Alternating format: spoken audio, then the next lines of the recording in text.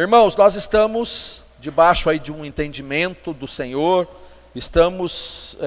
nosso culto de ceia é sempre no primeiro domingo, mas nós entendemos de celebrar a ceia todos os domingos até a Páscoa, tá? Até a Páscoa. E hoje vamos fazê-lo novamente, e a ministração será em cima da dinâmica de Jesus com os seus discípulos na noite em que ele foi traído, ok? De novo, tinha feito os slides, porque eu entendo que facilita a compreensão, mas como estamos sem a nossa projeção, então vai só no gogó mesmo, e eu peço a sua atenção aí, para que nada nos atrapalhe, nenhuma distração nos impeça aí de sermos a terra boa, o terreno fértil, aonde a palavra de Deus vai germinar, vai produzir frutos que nos abençoarão. Amém? As palavras sagradas, as sagradas escrituras, elas têm como objetivo nos instruir no caminho que Deus tem estabelecido para nós. Nós sabemos que a vontade de Deus, ela é boa, ela é agradável e ela é perfeita. Você crê nisso? Nós cremos, sabemos e cremos que a vida que Jesus conquistou para nós na cruz do Calvário é uma vida abundante. Você crê nisso? Ele disse isso: eu vim para que vocês tenham vida e a tenham em abundância. Mas o nosso posicionamento diante da palavra que recebemos, daquilo que cremos, que dizemos crer, o nosso comportamento diante da verdade define o que nós acessaremos ou não dessa vontade boa, agradável e perfeita, e dessa vida abundante. Nós não temos vida mais abundante, não é porque Deus não quer nos dar, Ele já deu. Nós não acessamos mais da graça, do favor de Deus, porque o nosso comportamento, o nosso posicionamento, por vezes não está adequado, alinhado, de acordo com a verdade da palavra que Deus liberou sobre nós. E nossa intenção nessas noites de março até nosso calendário de Páscoa é discernirmos, Jesus está com seus discípulos, tudo que Jesus falou, tudo que Jesus fez é extremamente importante, significativo, mas quando ele está com os seus discípulos, nos últimos momentos, ele gasta mais tempo ainda ensinando como seus discípulos deveriam se comportar, para que eles pudessem de fato testemunhar, comprovar, anunciar que eram discípulos de Jesus. Então, mas hoje eu ministrei semana passada no texto de João capítulo 13, e hoje eu quero dar uma ida lá para 1 Coríntios capítulo 11, quero que você abra a sua Bíblia, por gentileza. A minha leitura aqui é sempre na NVI, se você tiver outra leitura, outra tradução, não tem problema, mas é melhor se você tiver a NVI, porque daí você pode acompanhar na mesma linguagem.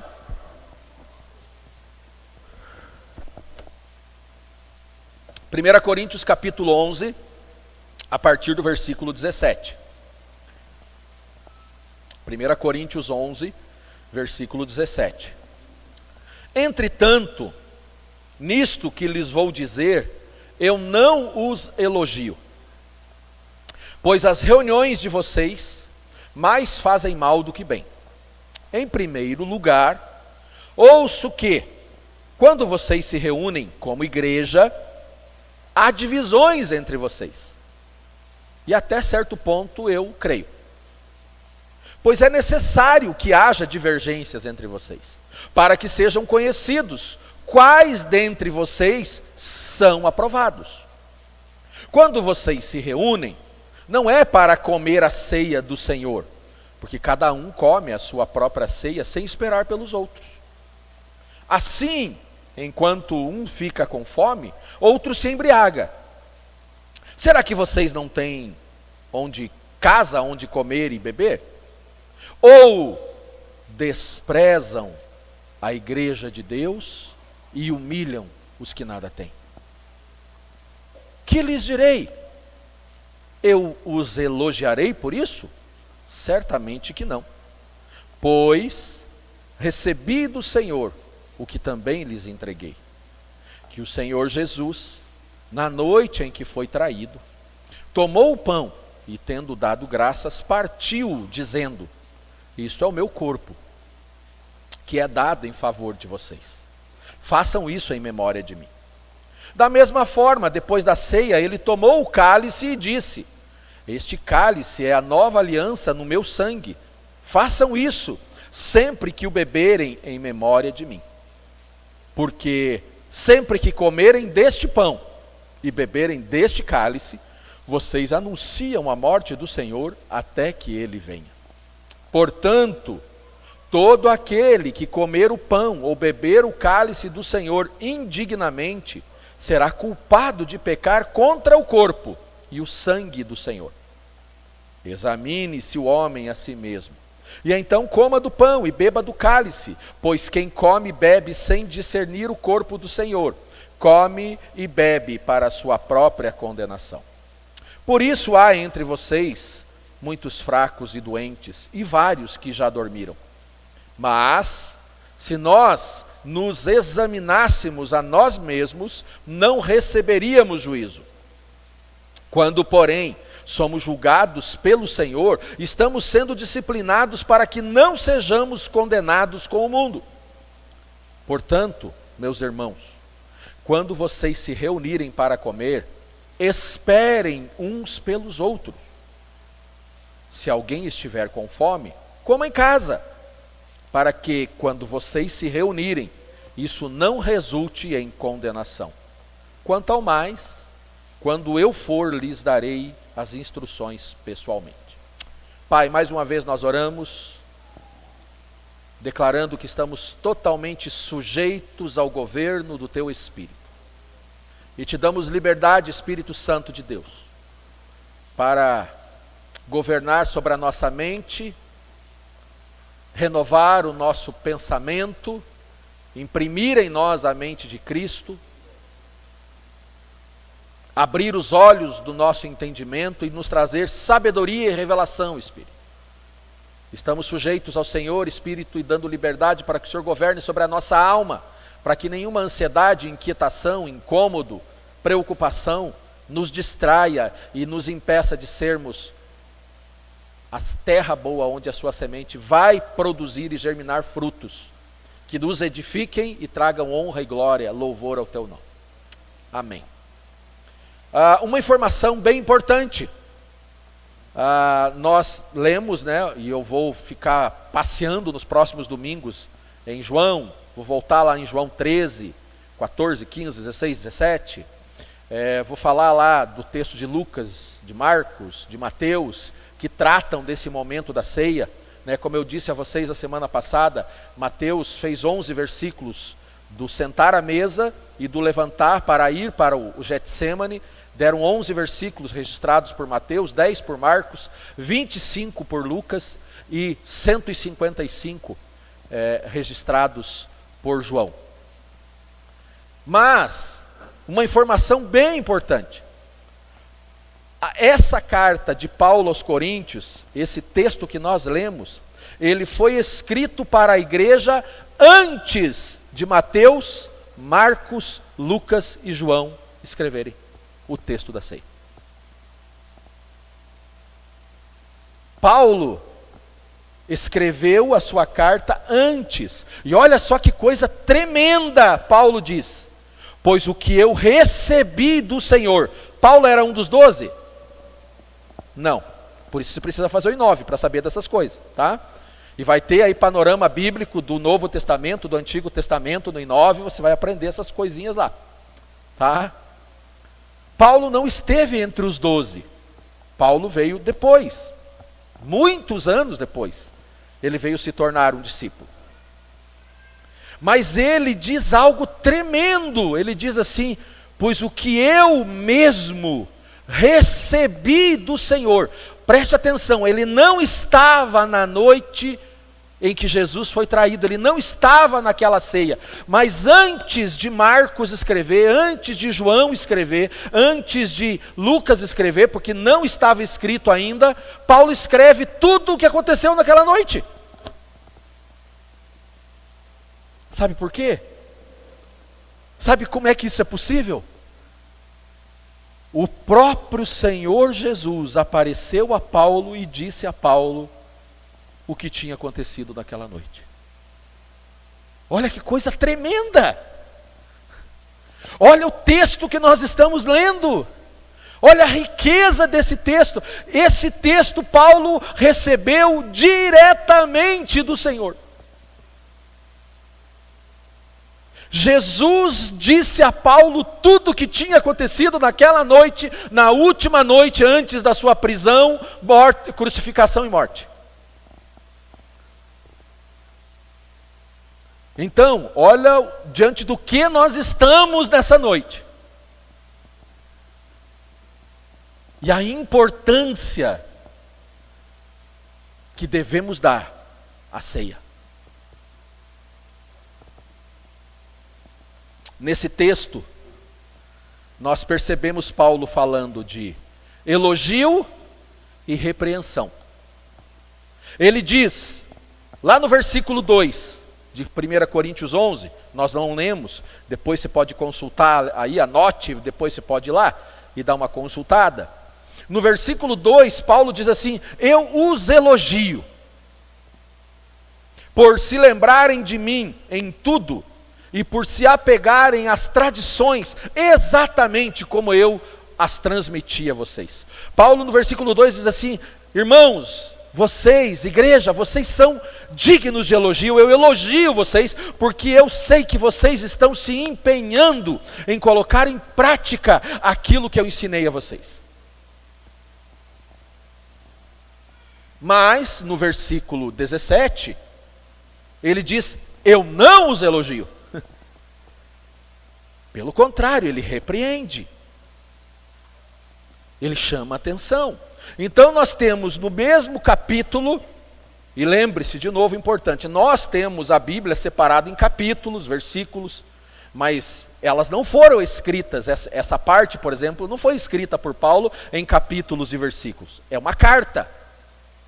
Como é que se escreve uma carta? Você vai parágrafo por parágrafo, frase por frase, e vai desenvolvendo a sua ideia. E passando a mensagem que você quer passar. Então, na mesma carta que Paulo elogia, louva, né, dependendo da sua tradição, ele vai dizer: eu vos louvo, porque vocês estão guardando o que eu lhes transmiti, aquilo que eu lhes ensinei, aquilo que vocês aprenderam a respeito do verdadeiro, do genuíno evangelho. Mas no decorrer da sua carta, quando chega nessa parte, ele diz assim: mas no que diz respeito à ceia, eu não os elogio. Eu não elogio vocês. Pelo contrário, eu os repreendo. Nós temos, o ser humano, né, tem dificuldade, né, com a repreensão. Quem aqui gosta de ser repreendido? Deixa eu esconder as duas mãos. Eu não gosto. É muito desagradável. Quem aqui gosta de ser elogiado? Eu ergo as duas mãos. Mas Paulo, nós precisamos entender, e a gente vai discorrer um pouquinho sobre isso, que nem toda repreensão é para o mal. Que nem toda chamada de atenção, por mais desagradável que ela seja, por mais desconfortável que ela seja, ela é para o mal de quem está sendo repreendido.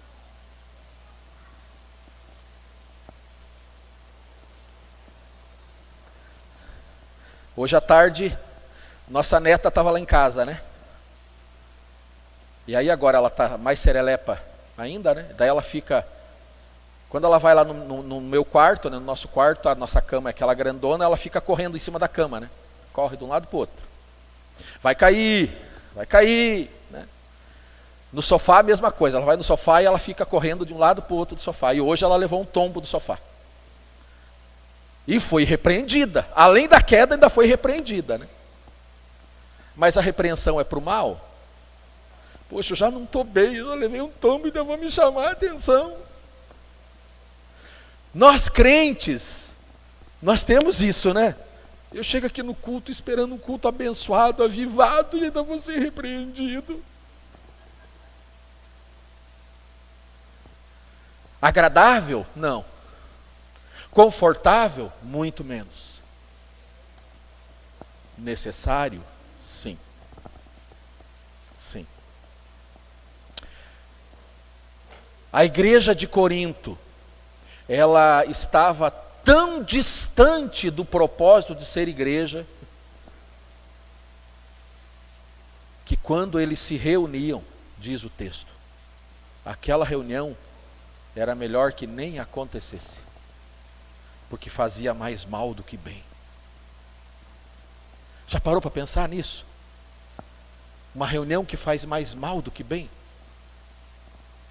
E olha, tinha tudo que um culto daquela época exigia que se tivesse. Tinha até ceia. Mas tinha algo errado. Na liturgia? Não, a liturgia estava perfeita. Né? Vamos fazer uma aplicação prática para os nossos dias para nos ajudar na compreensão. Não era exatamente do jeito que nós fazemos os nossos cultos hoje. Inclusive, uma outra importante informação para você.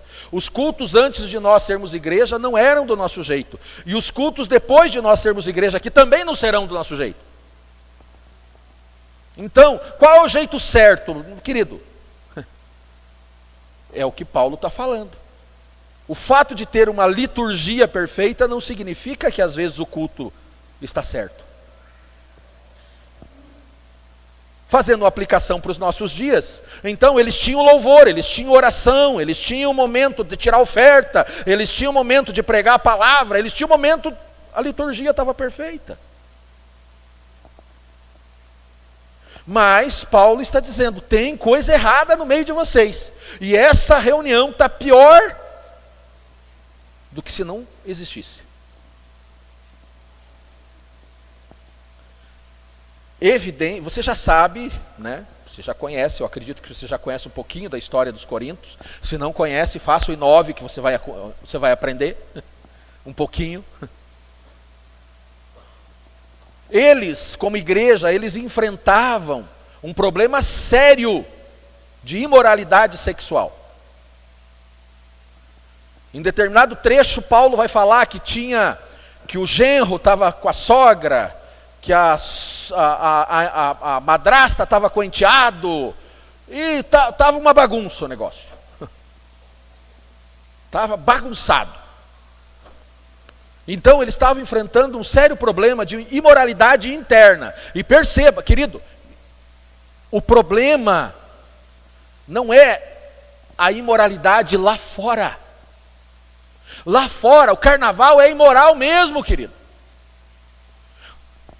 Quando você espera que um dia aconteça carnaval santo, aonde que você está? Que mundo que você está? Tem uns crentes que sonham que um dia o carnaval vai ser santo. Não, é festa da carne, irmão. A imoralidade lá é a prática comum. Agora, quando a imoralidade vem para dentro, aí temos um problema. Porque daí aquilo que deveria gerar vida, gera morte. Então eles enfrentavam um problema sério de imoralidade dentro, né? Eles estavam enfrentando um desafio, eles estavam numa crise, porque eles precisavam saber como se relacionar com a cultura que estava imperando ali em Corinto, e Corinto era uma cidade cosmopolitana, tinha gente de tudo quanto é etnia, raça, credo, tinha gente de tudo quanto é tipo. E era uma mistura, a questão religiosa era muito sincrética, né? Então, literalmente, tinha gente que ia, vou fazer uma aplicação prática aqui de novo, daquele tempo nem existia missa, tá? Mas é só para fazer uma aplicação prática, só para nos ajudar na nossa compreensão. Literalmente, tinha gente que ia de manhã na missa, de tarde, de noite no centro de terreiro, Saía do centro de terreiro, ia para outro, sabe? Tudo misturado. O sincretismo. Então ele estava enfrentando, e a igreja está enfrentando o desafio. Como é que a gente se relaciona com isso? Porque muitas dessas pessoas estão vindo para dentro da igreja e eles não sabem como lidar com esse sincretismo religioso. Eles tinham que saber como é que a gente se relaciona com uma sociedade que tem essa cultura. Eles estavam enfrentando um problema com o uso dos dons. Segundo, depois se você for estudar com mais atenção, você vai perceber que era uma igreja rica em dons. Era uma igreja que, segundo o próprio Paulo, tinha todos os dons. Mas eles não sabiam como usar os dons. E a aplicação, o uso dos dons estava dando problema. Já parou para pensar? Uma igreja, quem é que sonha fazer parte de uma igreja que tenha todos os dons? Todos os dons. Eu sonho com isso. Disponíveis. A igreja tem. Eu digo de uma igreja local. Mas aí, essa igreja tem, mas está dando problema. E eles estavam enfrentando divisões, facções, partidarismo. Eles tinham preferências doutrinárias. Tinha a turma que dizia: eu sou de Paulo. Eu gosto do pastor Paulo, porque o pastor Paulo ele prega com didática, ele é ousado, ele ensina assim, ele prega assado. Eu gosto do pastor Paulo. Mas tinha aqueles que diziam: não, eu gosto do pastor Pedro. O pastor Pedro aqui é o cara. Ele andou sobre as águas. Ele esteve com Jesus. Ele viu a transfiguração. Ele é que é o cara. Eu gosto é de Pedro. E ele tem ainda, né, ele era um judeu, então de vez em quando ele toca um chofar. Mas tinha aqueles que não gostavam nem de Paulo e nem de Pedro, eles gostavam de Apolo. Porque Apolo é que ele era um discípulo jovem, Apolo era jovem.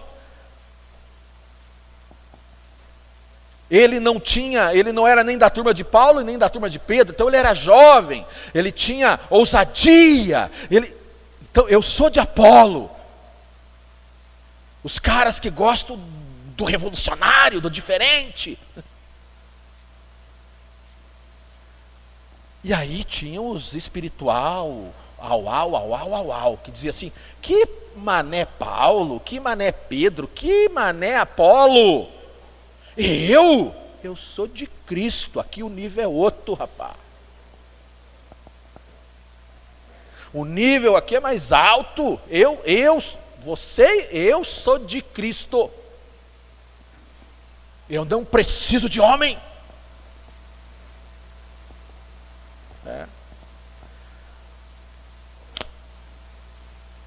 Quando eu estava lendo, pensando, orando, né, meditando, quando eu cheguei nessa parte, eu fiquei pensando assim: se eu tivesse lá, se eu fosse, da qual turma eu seria?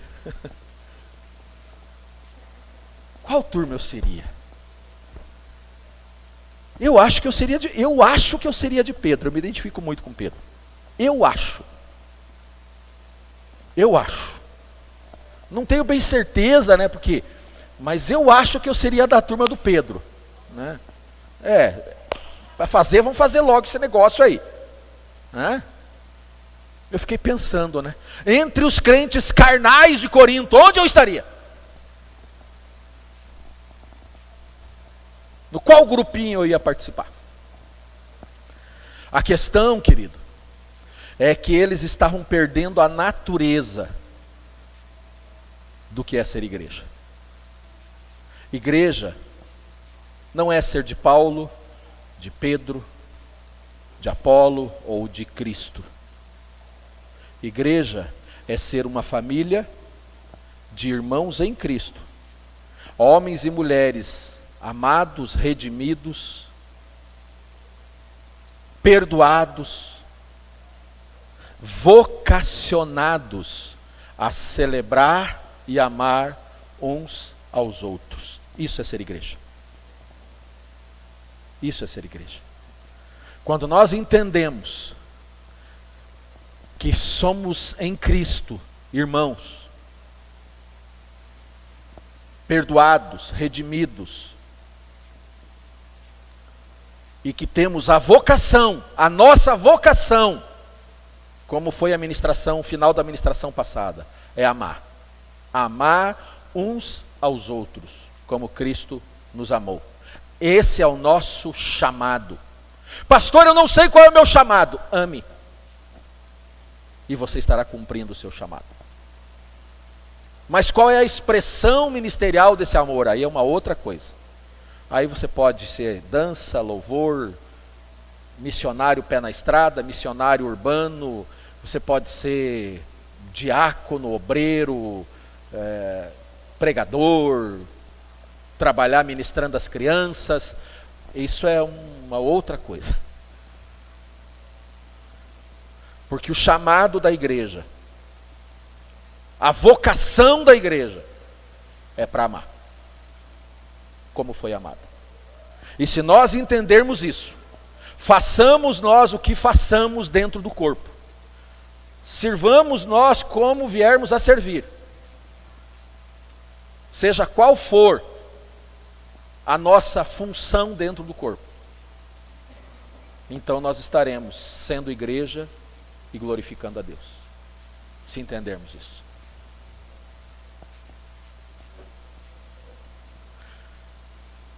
Havia muitas diferenças étnicas, culturais, e essas diferenças estavam jogando uns contra os outros. Os judeus, principalmente os judeus, contra os gentios. E os gentios aqui são vários tipos de povos. Mas não pense você que por serem vários tipos de povos, entre eles havia unidade. Não, eles também tinham um problema, inclusive entre eles.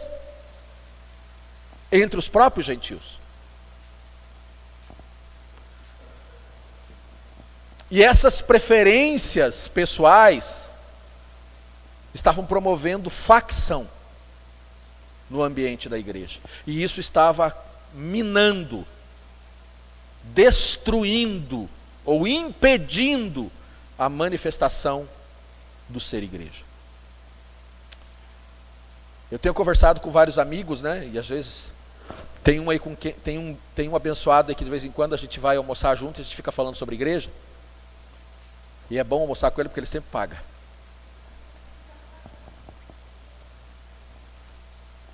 E eu disse para ele esses dias, numa conversa, eu falei assim, cara, eu sou um calvinista arminiano.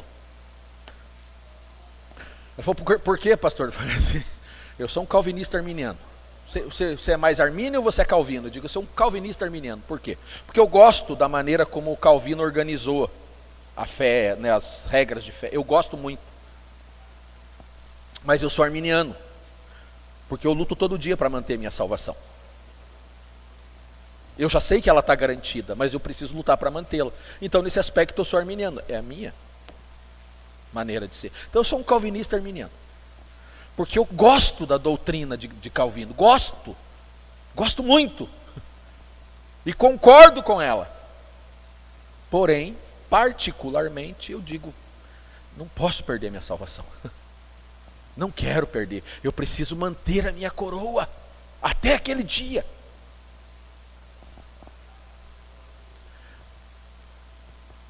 Olha só o que acontecia. Então eles se reuniam para a ceia. E a ceia, e hoje nós fizemos questão de preparar essa mesa, de pedir para os irmãos trazer e contribuir ali com um prato. E tá bonita a mesa, viu? Eu estou quase passando mensagem para os pastores dizendo assim, não vou poder subir na praça, irmão. Estou com um compromisso aqui. Que tá bonita a mesa. Eu dei uma olhada e gordinho, você viu como que é, né? Olhou para a comida. Mas o gentio, na noite da ceia, o que ele fazia? Ele trazia um porco. Pensa naquele porco, você que é mineiro, Emerson. Pururuca, Emerson.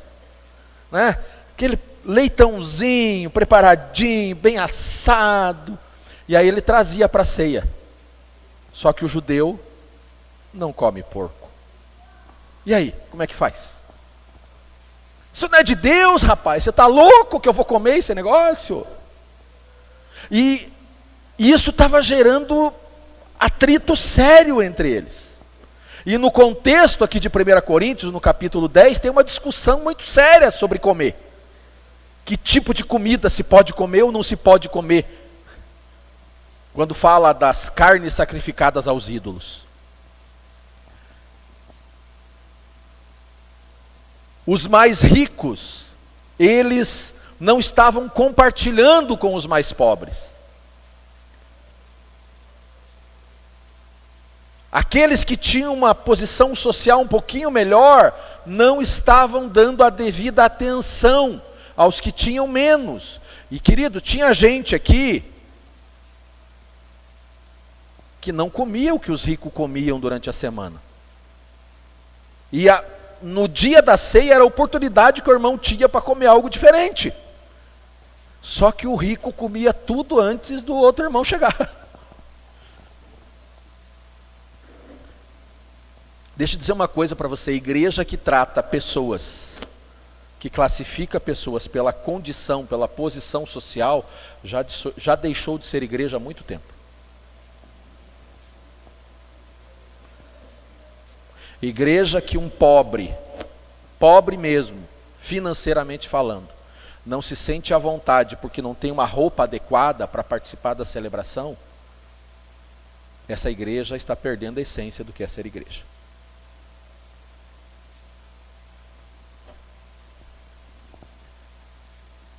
Paulo diz, eu não os elogio, porque vocês estão comprometendo a natureza do ser igreja. Vocês fazem festa, vocês cantam, vocês louvam, vocês dão brado de alegria, vocês correm para um lado para o outro, mas eu receio que vocês estão longe de ser igreja.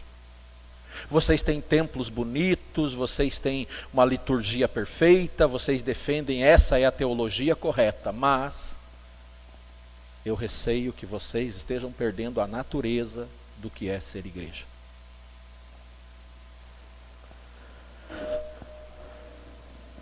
O culto,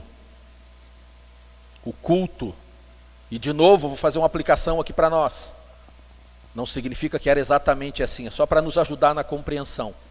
Mas o culto de domingo deles, no domingo, eles se encontravam para oferecer culto. No dia do culto, vamos pôr assim, né? Porque não precisa ser necessariamente, exclusivamente no domingo. Na verdade, não tem dia certo e dia errado. O que tem é o dia do Senhor. E deixa eu falar uma coisa para você, se tem algo com o que nós falhamos é no dia do Senhor. Porque muitos de nós não priorizam, não valorizam, não elegeram ainda na sua semana o dia do Senhor. Em nome de uma liberdade, comprometeram um princípio, que é reservar o dia do Senhor. Pastor, mas eu oro na minha casa. Amém, mas tem o dia do Senhor. Deve orar todos os dias. Deve ler a Bíblia todos os dias. Mas isso não elimina o dia do Senhor. Princípio bíblico. Isso não tem nada a ver com essa igreja, com aquela religião. É o dia do Senhor. Como é que eu posso dizer que Jesus ocupa um lugar que a igreja tem importância e relevância para mim, se eu não a priorizo? Se ela não está entre as minhas prioridades.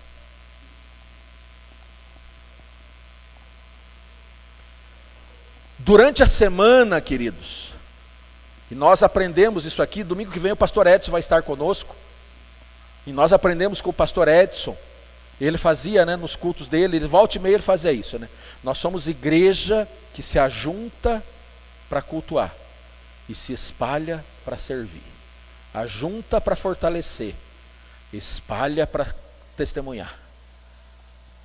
Isso é ser igreja.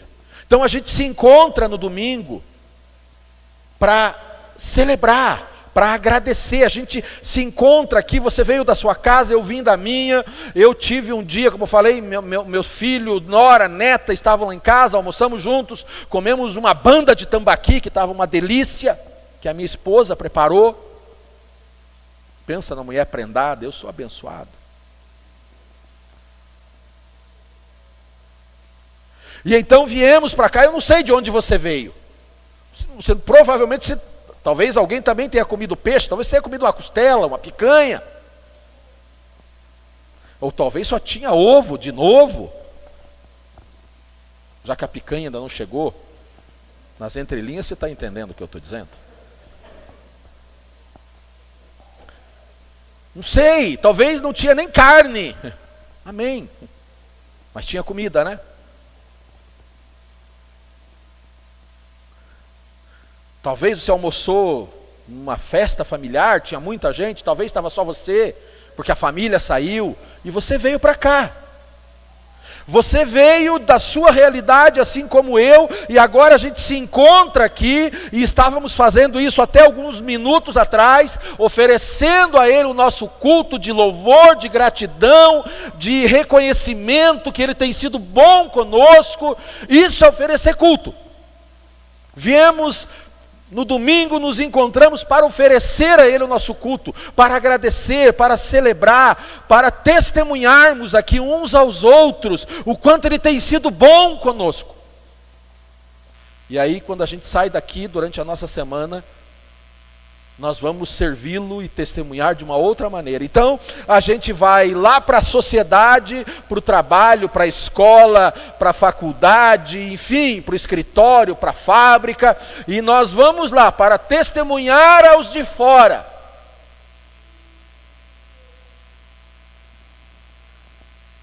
Para levar as boas novas, para servi-lo de uma outra maneira, porque você serve o Senhor lá, seu trabalho, sua profissão, seu estudo é uma maneira de servir ao Senhor. E aí você volta domingo que vem de novo, para celebrar, para agradecer, para engrandecer, porque mais uma semana passou e Ele foi bom. E aí, de novo, partimos para a nossa próxima semana missionária. Porque missionário é isso, querido. O que é ser um missionário? É servir ao Senhor. Aonde? Aonde eu estou.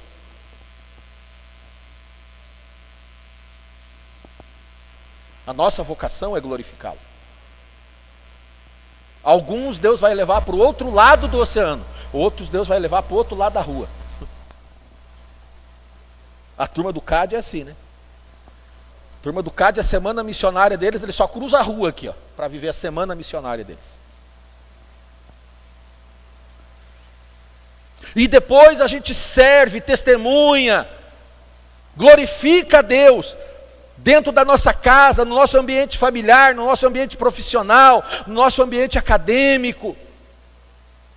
E depois a gente volta de novo. Para quê? Para agradecer, para celebrar, para entronizar e para ser fortalecido. Para quê? Para mais uma semana partir para a nossa missão. Isso é ser crente, de verdade. Isso é ser crente de verdade. Isso é ser igreja de verdade.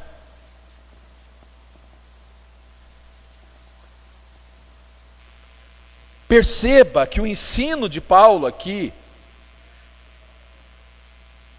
não é que os irmãos não sabiam comer. Querido, pão e vinho. A minha neta pode ter problema para comer pão e vinho. Você não, né? Vou te ensinar, é assim que come. Paulo não está falando de regra de etiqueta. De como é que a gente... Ó, o pão, você parte ele literalmente ao meio. O vinho, você segura com o dedo assim, assim, assim. Ó. Esse é o jeito certo. Paulo não está falando que os irmãos não sabem comer. Paulo está dizendo que os irmãos não sabem ser igreja. E ele está usando a comida para revelar, para ensinar que eles não estão sabendo ser igreja. Não é a comida. Ele não se refere a não saber comer o pão, beber o vinho. Apesar que a gente precisa aprender, né? Para parar de ser repreendido também, eu preciso aprender a comer, porque sempre que eu como, derrubo gordura e eu sou repreendido. De novo, essa camisa está manchada de gordura. Alguns de nós precisam aprender a comer, eu sou um deles.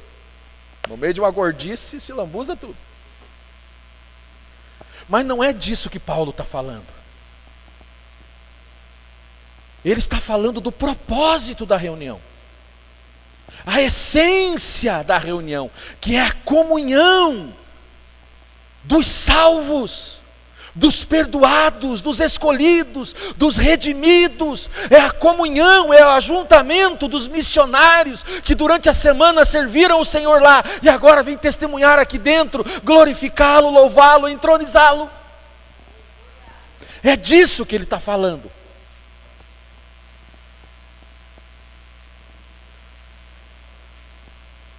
E diz o texto, quando você vai ler todo o contexto, que teve uns irmãos lá, da casa de Cloé, que tinham escrito para Paulo, dizendo: Paulo, a coisa está feia aqui. Você sabia que tem delação que é para o bem? Para o bem da igreja? É. Tem coisa que é fofoca, irmão. Tem coisa que é mexerico. Depois de uns anos de pastoreio, você percebe quando o irmão está fazendo fofoca. Pastor, deixa eu te contar um negócio aqui. Sabe aquele irmão, aquela irmã? Você já sente, é fofoca. Mas tem irmãos que às vezes vêm trazer relatório para a gente que não é fofoca. Pastor, olha, tem uma situação acontecendo aí, né? Que eu acho que requer atenção, cuidado. É de gente genuinamente preocupada com o ser igreja. E os irmãos da casa de Cloé, eles eram os delatores do bem. Eles escreveram para Paulo porque eles estavam preocupados, legitimamente, verdadeiramente preocupados com a igreja. Não foi fofoca.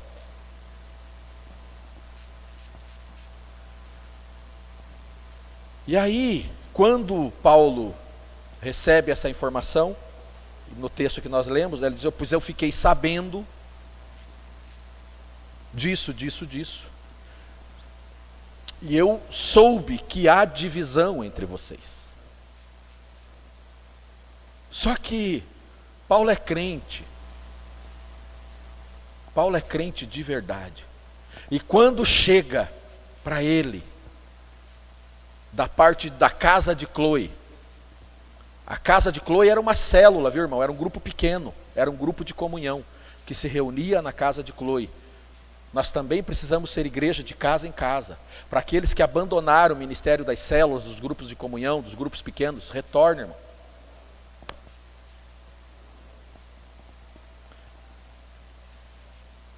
Mas chega a informação e o que ele diz? Ele diz assim: eu acredito que há divisão entre vocês. Me foi relatado pelos da casa de Cloé que há divisão entre vocês. E eu, até certo ponto, de certa forma, eu creio, eu acho que isso está acontecendo. Mas sabe por que é que está acontecendo? Sabe o que é que vocês estão enfrentando esse problema? Para o bem da igreja. Como assim? Nós estamos com um problema sério aqui. E o problema era muito sério. E ele diz assim: porque através desse problema, porque tudo coopera para o bem daqueles que amam a Deus. Através desse problema, nós vamos identificar quem é e quem não é. Quem é crente de verdade e quem não é. Nós vamos identificar os que são e os que não são. Nós vamos identificar os verdadeiramente espirituais dos carnais. Nós vamos identificar os maduros dos imaturos. Nós vamos poder, né, como diz o texto, uns irmãos aí, nós vamos separar os meninos dos homens.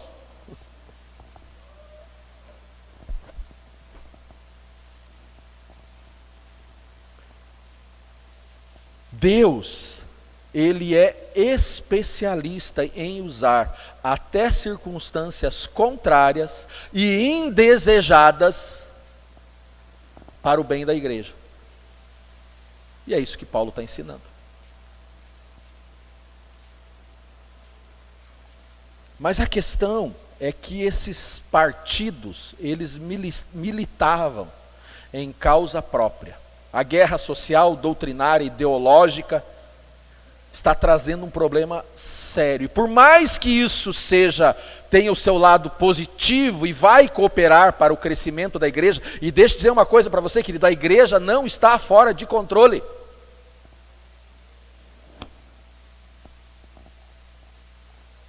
Jesus continua sentado no trono, de onde ele mantém em ordem a igreja, que é o seu corpo.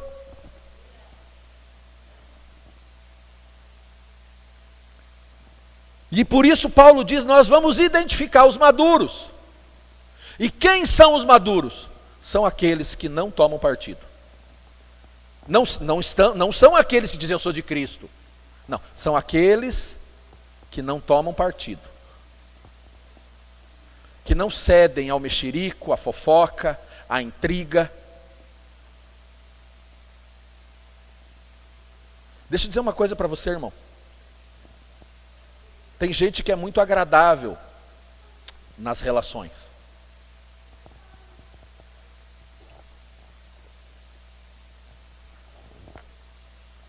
Até que, quando começam a chegar informações para ela, ela diz assim, faz lá as peneiras, né?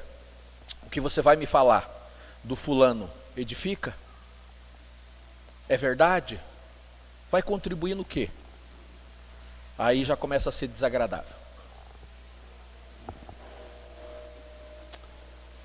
Se você é o tipo de pessoa que todo mundo vai te contar as coisas,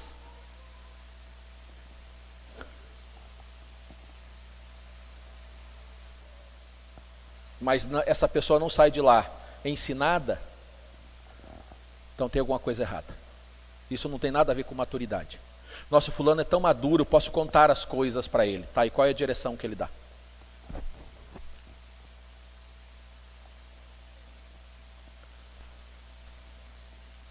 Toda a igreja, queridos, são 22 anos de ministério pastoral. É muito interessante, né? Porque eu tenho vários amigos nesses 20 e poucos anos de ministério, e tem uma turma de amigos meus, homens de Deus, mulheres de Deus, que estão recentemente adentraram ao ministério, estão liderando igrejas, né? Alguns deles, quando eu os conheci há 15 anos, 16 anos atrás, eles já eram líderes. Mas alguns deles, eles militavam contra a igreja organizada. Eles diziam, não, igreja não precisa. Hoje eles estão abrindo igreja, estão me chamando para ajudar eles a lidar com os problemas da igreja. Pastor, você que é mais experiente, vem aqui porque está dando problema aqui na igreja. Uma fofoqueira, uma brigaiada, os casal, não sei o quê. Querido, toda a igreja. Dias atrás eu e Carla conversávamos com um casal de amigos pastores, que já são mais maduros do que nós em ministério. E a gente compartilhando algumas coisas, trocando a ideia, e eles falando de algumas coisas, eu disse, então isso acontece lá também? Ele diz, acontece. Eu digo, eu pensei que era só em igreja nova, eu pensei que era só no meu ministério. Não, acontece em igreja nova, igreja média, igreja velha, acontece.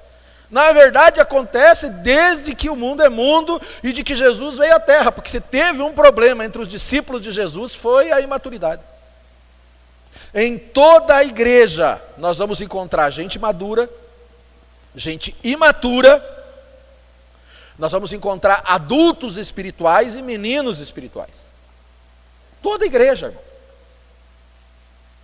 Ah, eu não quero mais congregar porque na igreja tem muita gente falsa.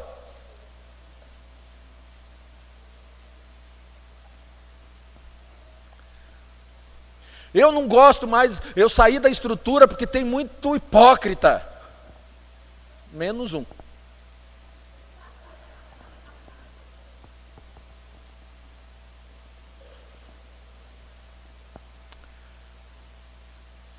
Nós sempre teremos, porque isso é uma condição da queda. Agora o que nós não podemos é nos acomodar. Dizer, não, então já que é assim, então segue. Porque o texto, e a gente vai tratar disso na sequência, nas outras ministrações, deixa muito claro que Paulo está repreendendo e aquilo precisa ser corrigido. E ele diz, nós vamos identificar os maduros, e os maduros, eles vão nos ajudar a lidar com esse problema. A gente não vai expulsar ninguém da igreja porque ele é imaturo, não. Os fortes vão suportar os fracos. Não é isso que a Bíblia diz? Aí o irmão, ele diz que ele é tão maduro que ele não suporta mais ficar na igreja. Mas o que Paulo escreve aos Colossenses? Suportem uns aos outros, e os mais maduros ajudem os fracos na fé. Então, queridos, o problema não é ter problema. O problema é não resolver o problema. É não querer tratar o problema. É não ter confronto. É não ter sujeição. Esse é o problema.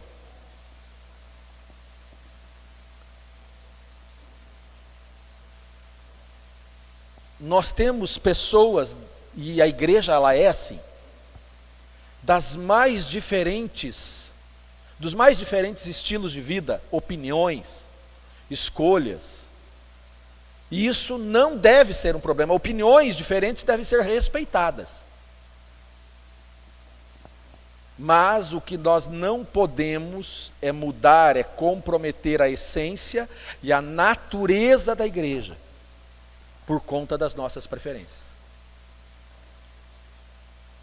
E olha só o que Paulo diz. Ele diz: vocês não estão participando da ceia, da mesa do Senhor. E aí eu me fiz uma pergunta e eu passo essa pergunta para você.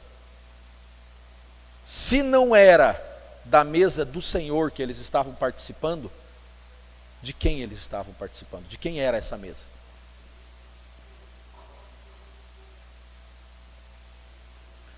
Eu ouvi um bochicho. Alguém sussurrou do diabo. Deixa eu dizer, não. O diabo nunca foi e nunca será problema para Deus.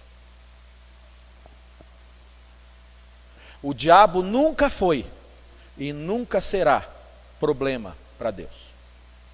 Quando os demônios veem o Senhor, o que eles fazem?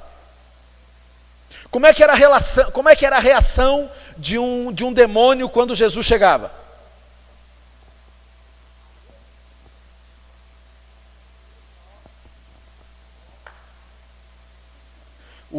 O que Tiago fala sobre demônios? Eles creem e temem. Quando Jesus chega naquele cemitério, tem um homem possuído. O que os demônios dizem? O que você quer comigo, Jesus? Deixa eu aqui. Larga do meu pé, Jesus. Quando ele manda a capetada sair, a capetada vai para onde? Eles, então nos manda para um outro lugar. Não nos manda lá para o inferno de novo. O inferno é tão ruim que nem os demônios querem ir para o inferno. E tem gente que brinca com a salvação. Nem demônio quer ir para o inferno. Quando Jesus tem aquele enfrentamento ali, e fica aquele, ele diz, Senhor, que temos contigo, sai daqui, não, e não sei o que lá, então nos manda para aqueles porcos. E todo o encontro de Jesus com demônios, com o diabo, foi assim. O problema O seu, o meu, o nosso problema não é o diabo. Porque se nós orarmos em nome de Jesus, ele tem que se submeter. Então, de quem é a mesa?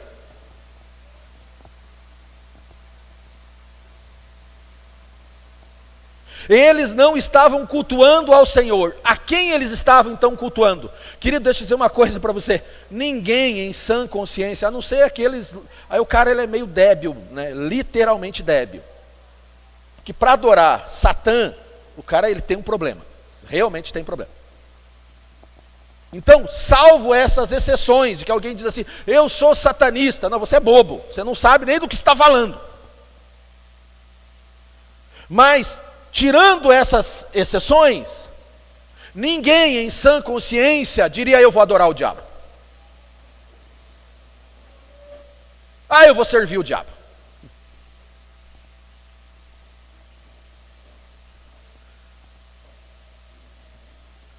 Paulo diz que a mesa da qual eles estão participando, aquele culto do qual eles estão celebrando, não é do Senhor. E quando não é de alguém, é de outro alguém. Porque não existe culto sem alguém que esteja sendo reverenciado.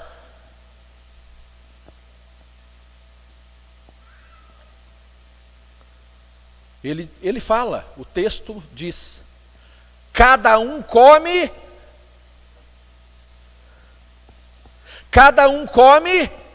a sua própria ceia. Então não é a ceia do diabo que o pessoal está comendo.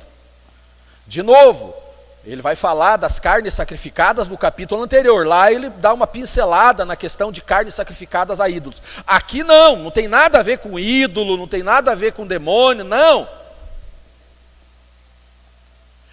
Ele diz assim, o problema...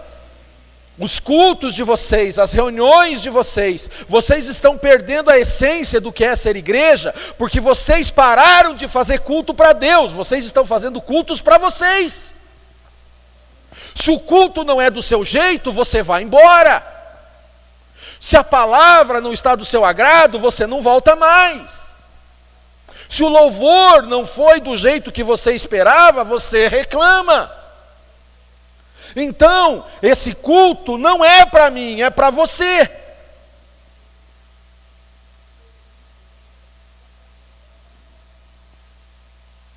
Essa reunião que vocês estão fazendo, que tem música, que tem oração, que tem pregação, desculpe meninas, tem dança, não é para mim, e não é nem para o diabo, é para vocês. E porque vocês estão fazendo culto para vocês, olha que coisa séria, gente. Era melhor que vocês não viessem. Coma em casa. Coma em casa.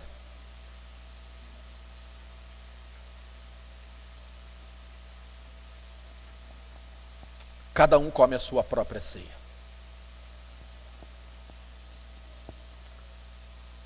Os nossos cultos, queridos. E eu não vou falar de ninguém. Porque eu não estou lá, então eu não posso contribuir para mudar o que está lá. Mas eu estou aqui. Então eu posso contribuir para mudar o que está aqui. Para quem são os nossos cultos? Por que é que a gente se empenha em chegar aqui no domingo? Alguns vêm de manhã para arrumar o salão, outros vêm 2 horas antes para limpar banheiro, para passar som, para arrumar o salão. Outros ensaiam durante a semana as músicas. Para quem está cantando?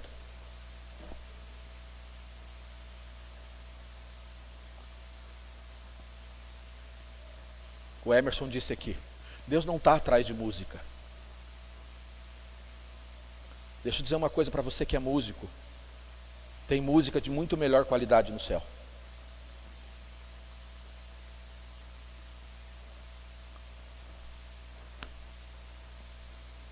Culto genuíno para o Senhor é quando nós saímos de cena e oferecemos a Ele o que temos e o que somos.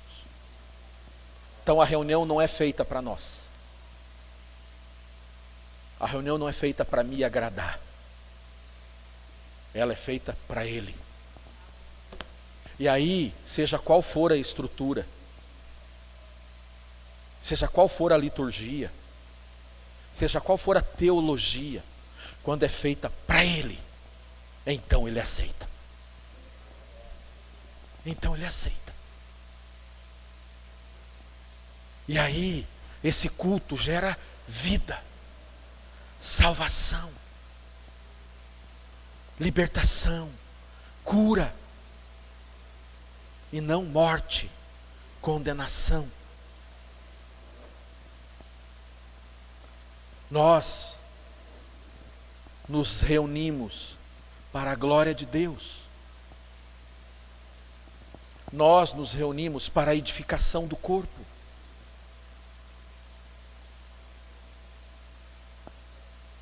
Nós nos reunimos pela causa de Cristo.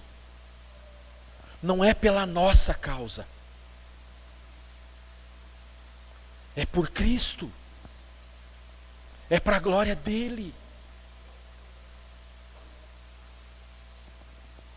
Comunhão é dar e receber de Cristo. Então, quando algo não sai do meu agrado, eu vou repetir o que eu disse no domingo passado. Eu faço o exercício de morrer para mim.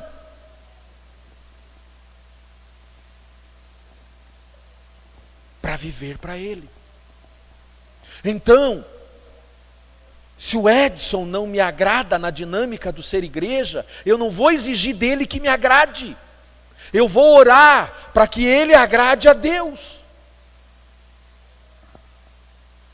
E a minha repreensão para o Edson não é para que ele viva no meu padrão. Eu posso e até devo repreendê-lo, se eu percebo que ele não está no padrão que agrada a Deus e não a mim. Se o serviço que ele presta como igreja não agrada a Deus, e se agradar a Deus, vai gerar vida em mim.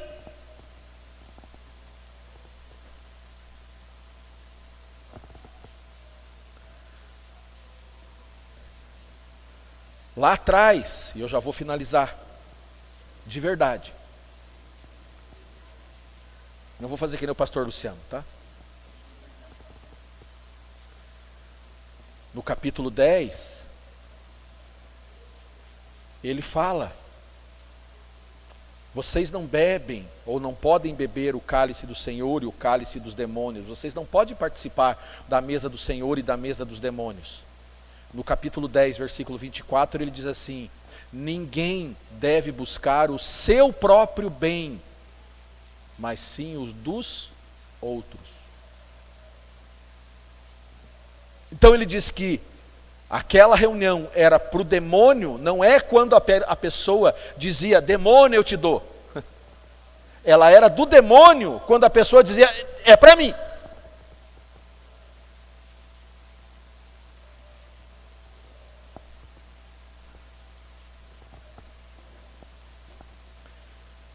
Portanto, meus irmãos, quando vocês se reunirem para comer, esperem uns pelos outros. Então quer dizer que eu tenho que esperar? Para mim para mim é um exercício enorme ter que esperar os irmãos. Eu quero ser o primeiro a comer. E eu como, se você bobear, fica sem, irmão. Mas não é disso que Paulo está falando. Ele está falando do desprezo. O opositor de Deus não é Satanás. Pastor, que heresia é essa? O opositor de Deus é o ego humano, que é usado por Satanás para confrontar a Deus. É o homem e seus interesses. Quando é que uma igreja não é mais do Senhor? Quando ela é dos homens. Filipenses capítulo 3, versículo 18. Pois como eu já lhes disse repetidas vezes, e agora eu repito em lágrimas. Olha o que Paulo está dizendo à igreja de Colosso. Então o problema não é só em Corinto, de novo. Então o problema é só lá com os irmãos de Corinto. Aqui Paulo está escrevendo para outra igreja, algumas centenas de quilômetros da cidade de Corinto. Um outro povo, uma outra cultura, uma outra realidade social, um povo diferente do povo de Corinto. Mas ele diz, eu já lhes disse repetidas vezes. E agora eu repito, em lágrimas. Há muitos que vivem como inimigos da cruz de Cristo. E aí, no versículo 19, ele diz, quem são esses que vivem como inimigos da cruz de Cristo? Ele diz, quanto a estes, o seu destino é a perdição, e o Deus deles é o seu estômago.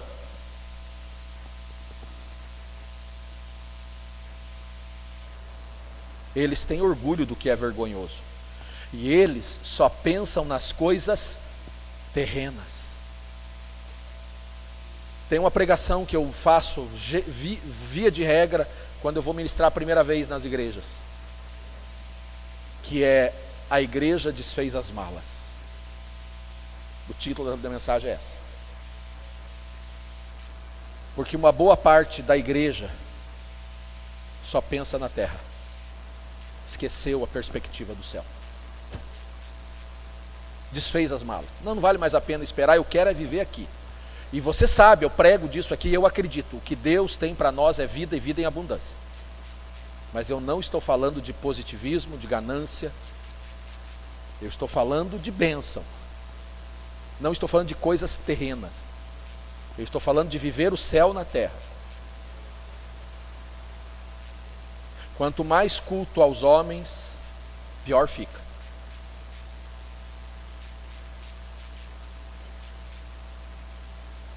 Vocês desprezam a igreja quando desprezam a comunhão. E esse desprezo é uma evidência do culto a si mesmo, do ego. O mandamento bíblico é: sigam o caminho do amor e busquem com dedicação os espirituais os melhores dons. Busquem com dedicação os dons. Mas na sequência do ensinamento bíblico ele diz: por que vocês estão ansiosos por terem dons? Procurem crescer naqueles que trazem edificação para a igreja. Então o que ele está dizendo? Ele diz: busquem com dedicação os melhores dons. Aí no versículo seguinte diz: mas por que você está buscando com tanta ansiedade os dons? Para você. Busque aqueles dons que vão contribuir para a edificação da igreja. Então, quando é que um dom é legítimo? Quando ele não é para mim, mas quando ele edifica a igreja. Quando é que um serviço ele produz vida? Quando eu não faço o serviço para mim, eu faço o serviço para edificar a igreja. Quando é que um culto produz vida? Quando eu não faço ele para mim, quando eu faço ele para o Senhor. Habite ricamente em vocês a palavra de Cristo, ensinem e aconselhem-se uns aos outros com sabedoria. E se alguém for surpreendido em algum pecado, perceba, querido, a Bíblia não diz que, até orienta, não podia ter pecado dentro da igreja, mas então por que ele diz, e se alguém for surpreendido em pecado? Porque isso é possível de acontecer, irmão. Se alguém for surpreendido em pecado, vocês que são os espirituais, devem restaurá-lo. E cuide-se para que você também não seja tentado. Nós, os que somos fortes, devemos suportar as fraquezas dos fracos e não agradar a nós mesmos, diz Romanos. Nós, os que nos consideramos fortes, devemos suportar as fraquezas dos fracos e não agradar a nós mesmos. Pastor, eu não tenho mais paciência de aconselhar crente. Irmão, você está perdido. Se perdeu, irmão. Mas eu continuo orando, está perdido. Eu continuo vindo no culto, está perdido. Porque você perdeu a essência do que é ser igreja. Mas eu não aguento mais, pastor, você não tem ideia do quanto de trabalho esses crentes me dão. O meu nome é o primeiro da fila, irmão. E eu estou aqui, servindo você. E dando trabalho para quem me aconselha. Os membros do corpo que parecem mais fracos são indispensáveis. Eu não aguento aquele irmão, aquela irmã, eu não quero mais saber disso, eu não quero saber de ministério, eu não quero saber de grupo pequeno, eu não quero saber de discipular, eu não quero mais. Se converte de novo, irmão. Volte ao primeiro amor. Por que é que você servia no início da sua caminhada? Por que é que você servia? Porque você amava a Deus. Agora você não quer mais servir. Será que não é porque o amor diminuiu?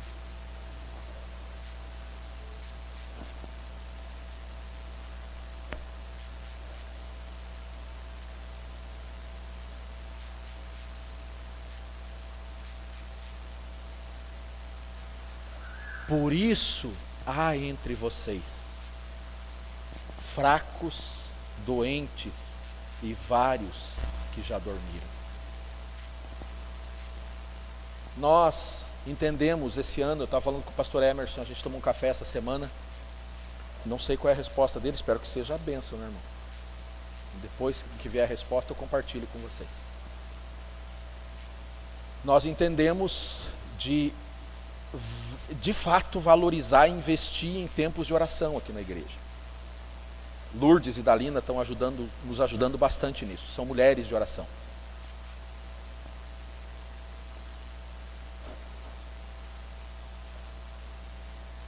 A oração é muito importante, muito significativa, tem um lugar muito importante. Mas deixa eu dizer uma coisa para você. Você não ora para Deus vir. Você ora porque Ele já veio.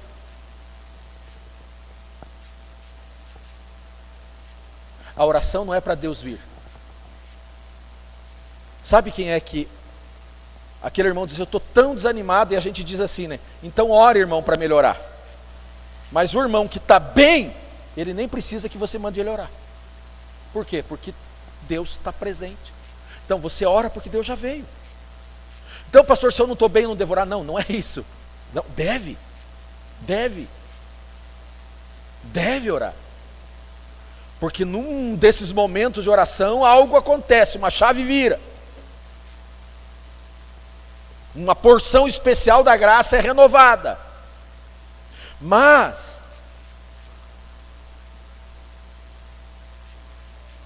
parece heresia, mas não é. Enquanto você não consegue orar, sirva.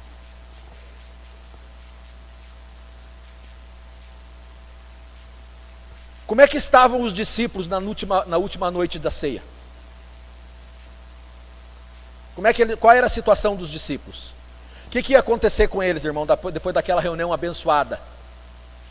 Ia todo mundo fugir, negar, trair, se esconder. O que Jesus faz? Como é que Jesus termina a reunião? Servindo.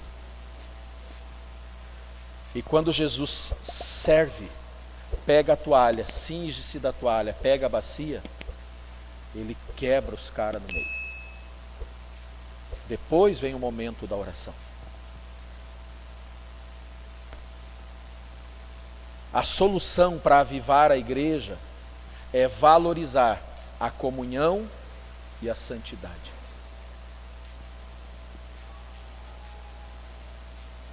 Se nós estamos em comunhão e buscando santidade, ninguém vai precisar mandar você orar. Você vai orar. Porque você quer comunhão e você quer santidade. Então você vai orar. Porque você quer comunhão e você quer santidade. Aí você vai viver a dinâmica da vida e a sua santidade ela é ameaçada. E o que você faz? Você ora para não abrir mão da santidade. Então se você quer santidade, você vai orar. A gente vai orar para ser santo. Não, você não ora para ser santo. Você ora porque você quer santidade.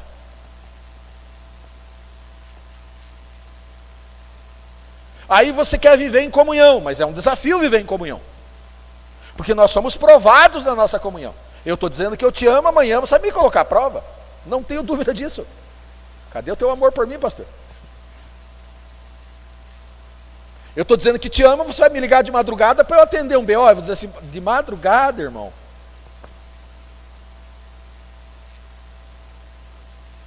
Aí eu vou orar dizendo, Deus me dá força, porque eu quero viver em comunhão com o irmão.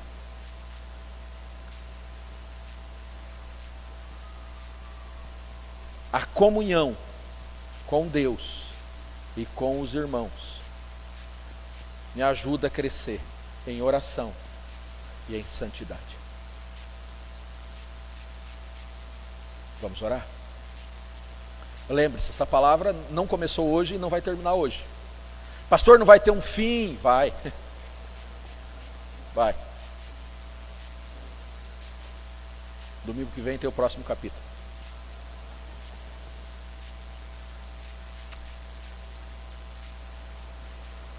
De quem é a mesa na qual você está servindo ou sendo servido? De quem é o culto que você participa ou oferece? De quem é? Essa é a pergunta que nós precisamos responder hoje. O culto é para quem? A mesa é de quem?